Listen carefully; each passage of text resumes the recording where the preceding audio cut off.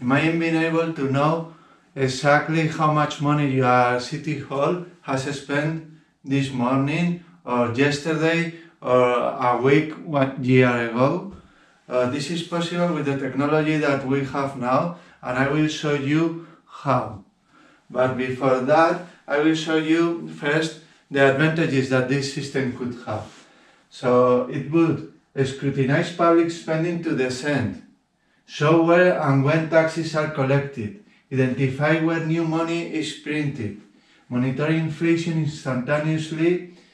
It would allow for statistical analysis and real tests, and will provide better informed decisions by economic actors.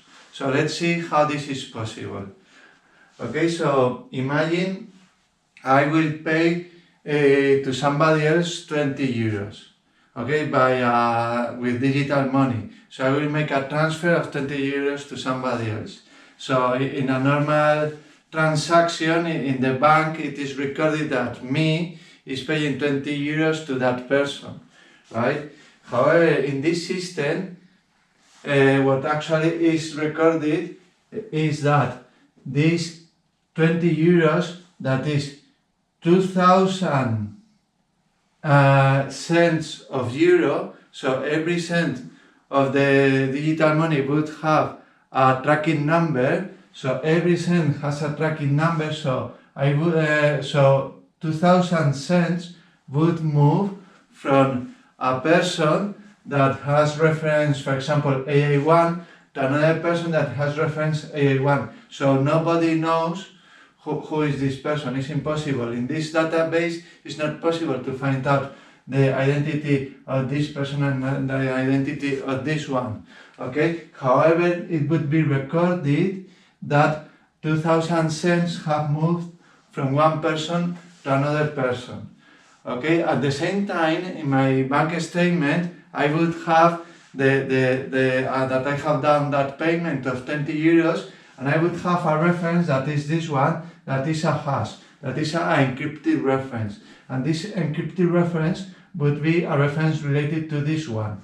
Okay, but I will not be able to find out this block of information. I will only be able to find out in my bank statement this other block of information. So therefore, we have two databases. The primary database with the tracking numbers of every cent of the economy, and a verifying database that is presented here in green, that is this green block, that would be a second database that allows me to check if the transaction is recorded. And again, it's impossible to know who has done the transaction to whom, and well, the concept would be a reference like transaction between individuals. Let's see another example. For example, an individual is paying 25 euros to a garage for repairing the tire. Okay, so how it would work in this case? In this case, in the primary database would be 2,500 cents with the tracking numbers, the 2,500 cents, right, paid by an individual, again AA1, we don't know who, to a business that is a business of repair of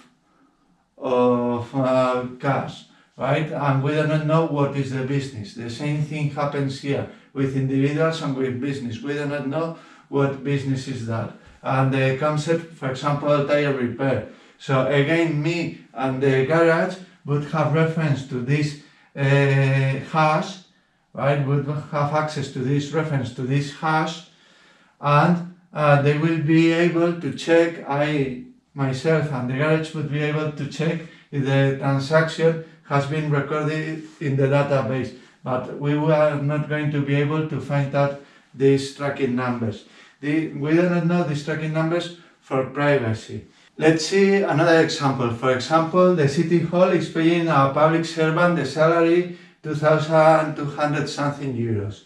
Okay, so for example, in this case, right, because it is public money, we would know exactly which city hall, in this case from Madrid, right? This city hall is paying, here we can see it better, 2,200 to a public servant. Okay, so, and the reason of that is for keeping accounting books. This would be the work of the public servant. Okay, so much more level of detail when the government is involved. But we do not want this public servant to know what are these numbers in order to keep the privacy of for example, when he's a customer of a restaurant, he doesn't need to know what the restaurant is doing with that money. So in order to keep the privacy of the paying this, of the people this public servant is paying to, he will not have access to this. The way to not have access to this is to split this in different blocks, right? So there is no a block that is coincides this amount here and here. It's split in different blocks. We are going to see that later on with more detail. Okay. Another example could be if an individual is paying income tax to the government. Again, here the example is a private individual, we do not know who, AA1 again, is paying to exactly which office, which bank account the income tax, right, to the government, right? And this would be clearly known, which is the office that the government is receiving the money from the public, because at the end of the day is our money. We are paying taxes with our money, so we should know exactly where our money goes. Okay, and then we would have also here the numbers, right, and the tracking numbers. Again, this can be split in different subdivisions, so the person doesn't know exactly which are these numbers. Okay, another example would be, for example, a transfer between a bank account from the government to another bank account of the government. For example, here, from the central government to a city hall. So in this case, it would be a full disclosure of who is paying to who, because it's our money, it's our government, so we should know who the money that the government has. Okay, and again here with the verifying database also this is filled. So in both databases there should coincide the amounts and the dates for every type of transaction. Another example would be, okay, what happens with a note when with printed money, with cash? Okay, so in this case, for example, the central bank is printing a banknote with existing money, not new money, but existing money. So let's imagine that the existing money is digital money. It already exists, it's not creating new money. It's just transforming the digital money into physical money. So it takes, for example, 10 euros, takes 1,000 tracking numbers, right, from the central bank and paste this to a sink of numbers. So these numbers are not in circulation anymore, they go to the sink. Okay, and then in parallel, it creates new 1,000 tracking numbers based in the serial number of the banknote. So this is the serial number of the banknote, and these tracking numbers are related to the serial number of the banknote. So this would be the way that a physical banknote is introduced into this database. So we would know, we would be able to track this money till the moment it goes out of the cash machine. When it goes out of the cash machine, we cannot track it anymore till it returns to a bank, and then again it would be traceable. Another example is what happens with uncommon payments, because we want to keep the privacy of all transactions here. So in an uncommon payment, for example, if somebody pays for a car 380,000 euros, this might pop up in the database. So how to keep the privacy of this amount, because we don't need to know how much the person has paid for this car. This should be private, unless if he or she wants to tell us, this should be private. Okay, so a way to do it would be to split the payment. So it is split in the verifying database, it's split in smaller payments, so we do not know if this 20,000 euros belongs to the payment of that person or belongs to the payment of a different car. So we would not be able to find out the total amount that has been paid for that car, even if we might know that the car is sold.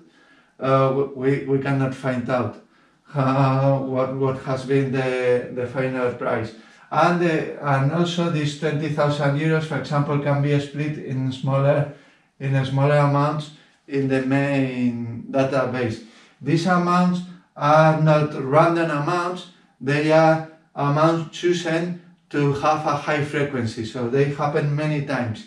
So in the main database and in the verifying database, there are blocks with many blocks of 20,000 euros. Many more blocks than what you can see here for the 380,000 euros for that payment. Okay, this is an example. It can work with 20,000 euros or with smaller amounts or bigger amounts. That depends on the size of the region where we are recording the database. Okay, another example would be, another uncommon payment could be a company is paying 70 million euros to another company. This is very uncommon, so we do not need to know again how much a company is paying for a factory or for another company. This should be private. So in order to keep the privacy, is the same strategy. To split the total amount in smaller amounts. For example, in amounts of 200,000 euros that are much more common, is a payment much more common in between companies, right? So this amount, and then again, this amount is split in smaller amounts. For example, 100,000 euros. Okay, the idea is to make these amounts very common, so they are repeated not only for that single payment, but for many payments that happen within the economy. Okay, so this is the summary of the strategies to keep the privacy with these uncommon payments, right? So the main one is to split the payments in smaller amounts. Okay, these smaller amounts should be very common, so highly frequent. This is frequency matching. For example, the smaller amounts could be 1 cent, 10 cents, 1 euro, 10 euros, 100 euros, 1,000, 10,000, so on. Okay. Also, another way to keep the privacy is to change the granularity of the information. For example, here, the granularity of the information would be, okay, so these concepts, how much detailed the concept is, or how generalistic the concept is. So if it is very generalistic, it would be easier to keep the privacy. If it is very detailed, the privacy is not so easy to keep. So there would be a balance. If it is the government, as I said before, a much higher level of disclosure. If it is between privates, only very generalistic information for a statistical analysis of how the economy is working. And also another strategy is if the payment is very uncommon, for example this one of 70 millions, it could be also spread in the time. Rather than splitting all the payment happening in one day, we could have a financial service that is spread that payment of 70 million in several days. So in this way it's easier to mix that uncommon payment with more payments that are happening normally in the economy. Okay, another uncommon payment without having a huge amount of money could be, for example, if I pay to somebody else 217 euros with 37 cents. right? It could be that I am the only one paying this amount that day. So how this can be keeping privacy is in the verifying database. This amount can appear because there is no information in this, because there would be transfers of £100, £300, £500. So there is no information here, but we do not want to allow individuals to know what are the actual tracking numbers that they are transferring when they make a payment. So this amount would be split in smaller amounts that are at a high frequency. For example, in this exact case, it would be 2 blocks of €100, 1 block of €10, 7 blocks of €1, 3 blocks of 10 cents, and 7 blocks of 7 cents. So in this way, I will not be able to know if these €100 are mine or somebody else, because this is happening with my transfer, but it would happen with many other transfers that day. So I will not be able to find out what are the tracking numbers of the actual cents that I transferred in my transaction. And in this way, I can keep the privacy. Okay, so coming back, okay, so this is the way that I think it is possible to scrutinize the public spending to the cent, to know when taxes are collected, when new money is printed, to monitor inflation, to do some statistical analysis and real test of the economy, and also because we are creating this database to have a better informed decisions by economic actors. For example, if I want to open a barber shop, I could find out if the revenue of barber shops in my county or in my province or in my city has increased or decreased, or what is the trend in the last few years. And therefore I could avoid losing money, and everybody would be benefited in the society because there is better economical information. And that economical information is for any actor. Doesn't matter if you're a big company like a big international company, or if you are just yourself opening a small business, everybody would have better economical information.